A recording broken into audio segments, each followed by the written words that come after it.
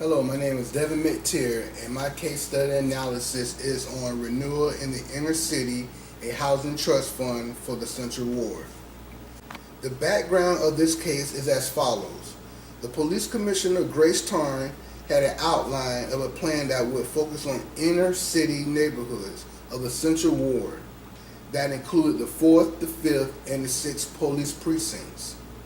20% of the residential structures in that area were in bad shape. They were either gutted out or abandoned. Drug users occupied in most of the abandoned buildings. Crime was also high, and the resident morale was very low.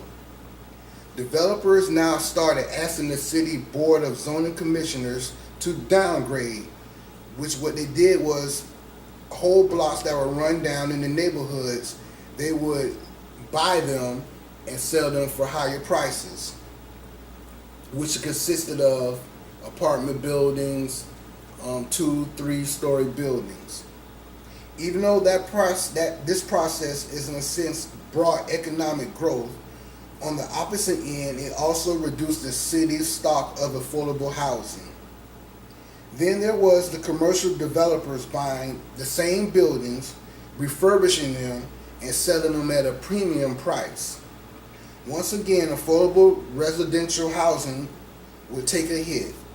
This process was called gentrification. The stakeholders in this case would be the residents of the 5th Ward, the Central Ward delegation, the police department, the mayor, the public health department, the city engineer, and the planning board. Evelyn, the head of the housing department, wanted to establish business growth and some gentrification in the Central Ward, so she came up with the ATF, which is the Housing Trust Fund. The Housing Trust Fund has two parts to it. Existing tax level on real property and improvements with the ATF area as a pre-development baseline. The actual boundaries weren't specified in the council legislation, drawn later in the administrative rule-making process. ATF idea depended on expectation that with development, actual tax rates in the area and absolute level of tax receipts would rise for 20 years. The difference in any year between actual property tax receipts and baseline figure would be diverted into the ATF. $2 million each year, 4 to 5 years baseline arrangement. Number 2 component. Special tax would be collected on all transfers of title and land on or buildings within the inner city area. Exact amount of the transfer tax will be set as a flat rate in a special biennial resolution of the city council. A set number of dollars per square foot of property purchase would go into the ATF. The issues at hand were the higher the tax rate imposed for anyone who wants to buy property, less would be the demand for tax property, where the money should go and who should control the funding. Now, an issue that arose, they thought everything was good, everything was fine with the ordinance that was done for the ATF. But the mayor met with the Central Ward delegation, and the Central Ward delegation had other plans in mind for the ATF funding. The 4-point plan that the Central delegation proposed to the mayor was that it was more of, let's say, social concern for the community than what the original ATF plan was for, which was demolishing the old buildings and building new ones. With the 4-point plan, It was small housing supplement grants to senior citizens, substance abuse clinics, more funding towards daycares because they felt as though that the daycares weren't adequate enough for care, subsidies to owners of selected decimated multi-unit inner city residential buildings. That was part of the 4-point plan. Now, the 4-point plan that the mayor had adopted from the Central Ward delegation, only parts 1 and 4, that's what Evelyn wanted. And that was to grants to the senior citizens and restoring buildings. But 2 and 3, the daycares and the substance abuse clinics, that wasn't part of the original ATF plan. So there were 3 options that they could go from. It was the Seattle demolition outline, which was a study, and basically what that was, it was a rating system that determined which buildings would be saved or was in high risk of being tore down. The second option was that was brought to the table was writing a rule which was with 3 parts.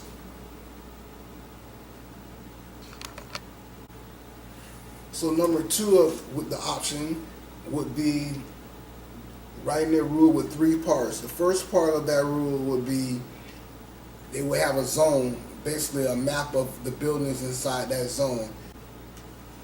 No buildings outside of that boundary would qualify for the funds to either rehab or be demolished. Number 2 of the 3-step process would be the 5 factors from the Seattle variables they would use in the 3-step process for number 2. Number 3 of the 3-step process would be allocation. So, which they're stating is, would owners of random buildings have to apply for funds, or will experts go out and basically observe the building, see if the building is feasible to be able to get funding for rehab, or will it be demolished or torn down? The last one would be the discretionless rule and rule of proportional funding distribution of rehabilitation of funds during each 6-month process. So with that rule, it was basically having the same rating system as the Seattle one. But the different variables in this one was that they were rated 1 through 5, and then basically on the need of the building, that's how the funding would go. So if a building had a score that was higher than building 2, that building 1 would get the funding opposed to building 2. So with that, each 6-month period, the buildings would go through a survey to see which building would be up for rehab or basically tore down or demolition to it. So with the discretionless rule, basically they would still use a rating system for that, but it depended. Basically, they would use the eyeball test and their good judgment if a building was to be for the funding, receive funding, or was it to be tore down. They would be surveyed every 6 months to see if the building could receive the HTF funds or not. So that would be a good thing. So that rule would probably do the best out of all rules, the discretionless rule. a lot of problems that came up in this case study. Um,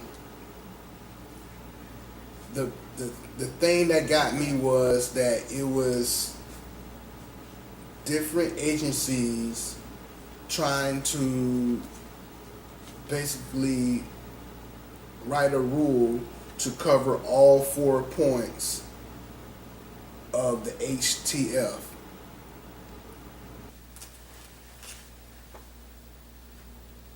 The issues that I found with this case basically centered around the mayor falling to peer pressure. I wouldn't necessarily call it peer pressure, but he let the delegation, the Central Ward delegation, sway him away from the original plan of the ATF, which was to restore residential and business properties and housing. I understand that the Central Ward delegation wanted to add in other factors as far as the daycare, making sure the daycares are up to par, which is very important in the community or anywhere. The substance abuse clinics also. But the main plan was, like I stated, was to make sure that there was redeveloping that land and knocking down buildings that didn't, wasn't there, being there and being able to bring in people, developers, to purchase that land that was vacant from the demolished buildings to bring up economic growth. And if a building was able to be rehabbed, then it would save that building. Basically, this is the case where it was too many hands in the pot. With any kind of funding,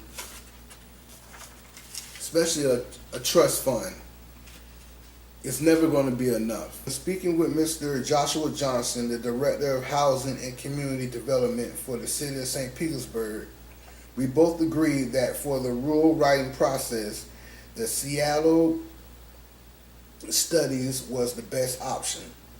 Using the 5 variables that the study was based on, if a building was to be demolished, he also noted that the engineers will also inspect the building's structural feasibility to see if it was sound enough to be repaired. Also part of that role will use the square footage of the building to determine the resident or commercial use. To fund parts 2 and 3 of the 4-part plan, I recommend that when developers come in and want to purchase, the business property of the land or a residential property, what they could do is basically developers have their own. They basically, what do you bring to the table with the developers that want to purchase that land for, putting up apartment buildings, or if they want to put houses or whatever they want to put there? What are you bringing to the table? So they pay for their part, and ATF trust fund will pay for the other part. But the reason why I say that's the best way to go is because you will have developers coming in competing against each other. And the developer that's willing to, say, pay more for the land, that means less money you have to pull out of the HTF housing, the fund. So that will leave extra money in that fund to be able to supplement in that 4-point program the substance abuse clinics, and also the daycare, the upgrades in the daycare. Those things could be supplemented. Also, speaking with Mr. Johnson of the housing development, I asked him about what advice would he like to give for public policy and administration students. He stated that you basically have to learn how to dissect the problem, see what the problem is, stay the course, be able to work with multiple people, basically a collaboration of everyone. You're not going to be able to please all the people, but basically be able to work together to be able to solve whatever that issue is. He also stated that even though it might seem like it's hard, it's like it's difficult at times, it will get better with preparation, studying, knowing the law, because at the end of the day, you're a public servant for the people. And he said that he enjoys what he's doing, and it's major benefits for being in this particular field of study. I hope that you enjoyed my presentation. I thank you, and good night.